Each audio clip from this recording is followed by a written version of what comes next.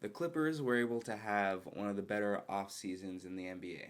Now, they didn't do too many big signings. They actually only did one surprise signing, and besides that, they just brought all the people back from the team last year that went to the Western Conference Finals. But Kawhi will be back on a 1+1, I'm sure, and he'll probably use that and sign the Supermax next year, hopefully. Now, he will be out for probably the whole year.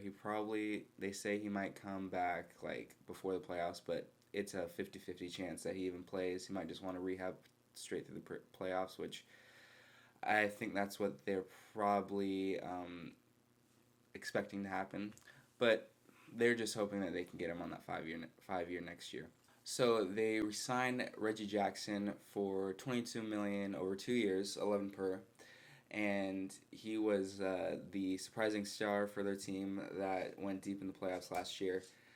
And he's not too much of a playmaker. He can in times like on the right days, but he was just shooting the lights out on 3 points. And when he was going into the paint, going against Rudy Gobert, he just threw it high off the glass, and it would go in constantly. And I'm sure they're just hoping for a consistent offensive punch from him because he doesn't give too much offensively, but he can really do a lot to help your offense if he's on point. And they brought back Batum for 2 years, I'm pretty sure, $9 million per year.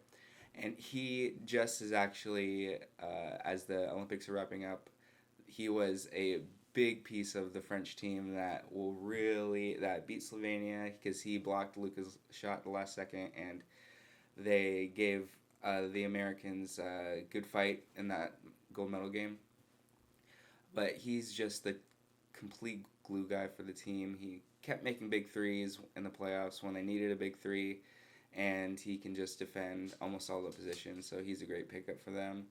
And Ibaka signed his player option. He was out for pretty much all the year with a back injury, and he was their big signing last year. So they never really got to see what it was like to have a spacing five in the playoffs. They really only used Zubac, who is just a big guy who's not too skilled at the moment, or they went Morris at the five, and so they can spread everyone out.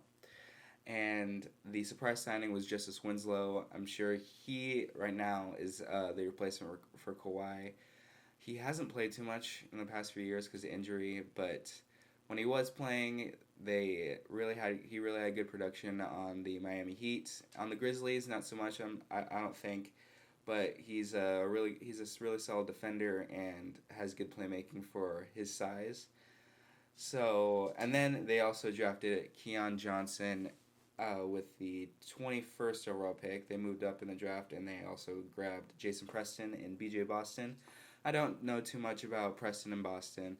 I know people are pretty high on Boston to hopefully have a high ceiling, but Keon Johnson, I'm sure will get some minutes this year. If not for anything else, just kind of like how Man got minutes last year, just as a defender, transition guy.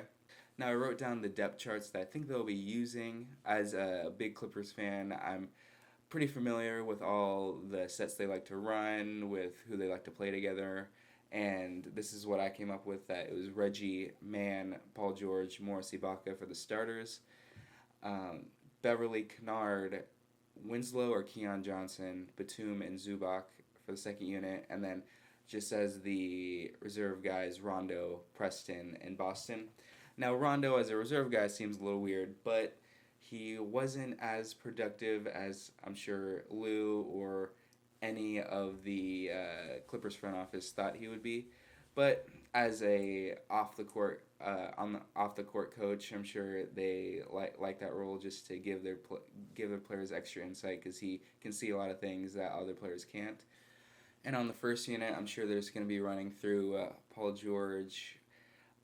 2 years ago, they had him run a lot of pin downs, as he noted in his interview about Doc Rivers.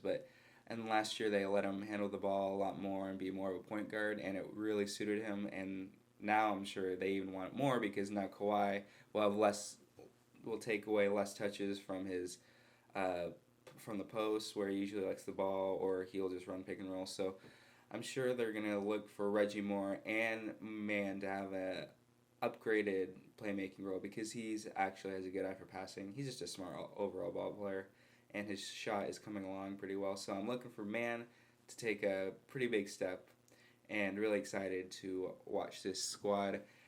With Kawhi out, it's anywhere from playing to six. I think six might be the ceiling. If they go higher than six, that's like somewhat. Paul George must have had an MVP year. Man must have popped, and Reggie had even built on his success. And Keon Johnson might be really good, or Winslow. They might just pop as well. But I'm looking for a plan or right at the end six spot, and I think that's a pretty successful year for them.